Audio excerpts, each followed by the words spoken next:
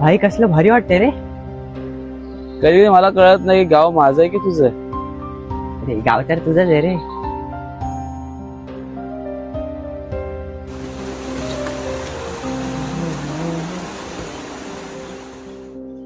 काय रे अभि, काय करतोय तू एवढा?